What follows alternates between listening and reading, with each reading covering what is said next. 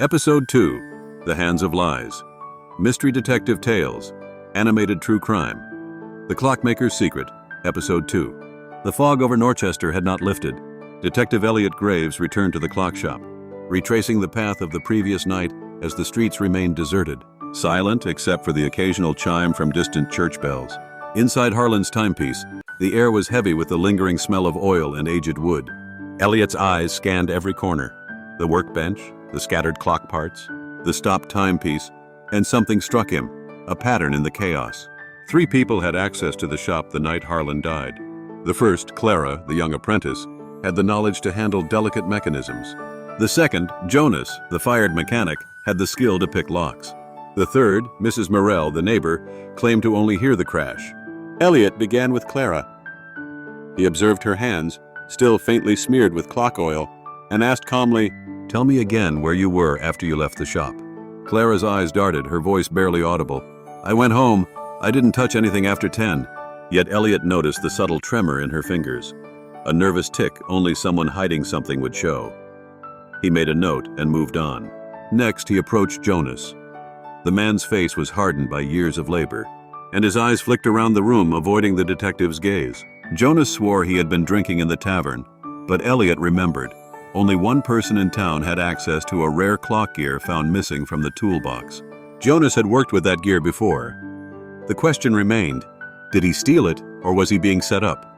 Finally, Elliot returned to Mrs. Morrell, whose story about the midnight crash seemed innocent. But the detective's memory of her slow clock and its 13-minute delay told a different story. If her hearing was precise enough to notice the exact timing, she either had remarkable intuition or was closer to the crime than she admitted. As Elliot paced the room, his eyes fell on the scattered pages of Harlan's notebook. Hidden among sketches of clock mechanisms was a series of numbers, seemingly random, yet suspiciously aligned with the hands of the stopped clock. Elliot's mind raced. The clock doesn't lie, but the people around it might. Hours passed as he pieced together the puzzle. Each suspect had a motive: Clara for inheritance, Jonas for revenge, Mrs. Morrell for secrets unknown. Each had opportunity, but the truth? The real culprit had used the clock as a diversion, a tool to hide their presence and manipulate suspicion. Elliot returned outside into the misty streets. The wind whispered through the alleyways, carrying faint echoes of ticking. He realized the case was far from over. Someone had planned the timing down to the minute, and the detective could almost feel their gaze from the shadows. He turned to the camera as if speaking directly to the audience. The hands of the clock show the time, but do they reveal the truth? 3 suspects, 3 lies, only one knows the full story. Can you see through the deception? Who is hiding behind the ticking hands? Cliffhanger ending, call to action. The camera pans back to the shop window. A faint silhouette appears. A hand reaches toward the clock, then freezes. The ticking resumes, louder, echoing into the night. Episode 3.